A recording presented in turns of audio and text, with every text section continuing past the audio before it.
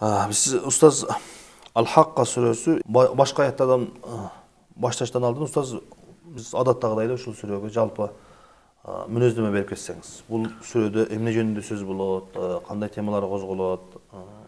Ооба, бул салыштырмалуу сүрө азыр өзүңүз айтып өткендей 69-тартиптеги. Андан кийин Мекке шаарында түшүрүлгөн аяттардан деп 52 аяттан турат.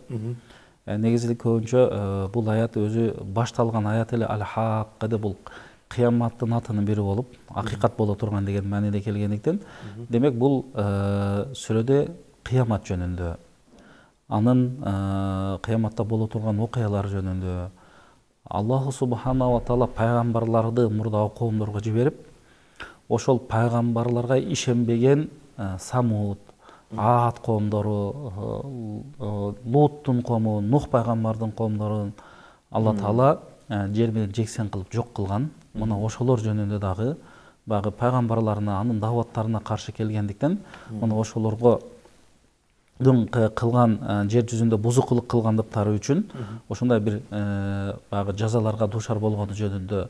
Ошондой эле бул аяттарда бактылуу жана бактысыздарды дагы сүрөттөп кетет. Бул кайсы адамдар бейишке кирет, кандай амалдар менен кирет, жана кандай адамдар тозок ээси болуп калат.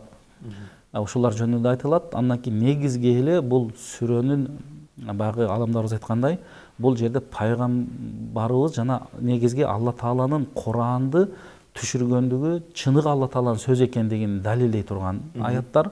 Ошондой эле пайгамбарыбыз саллаллаху алейхи ва салламды пайгамбар башында келип дават кылбадыбы?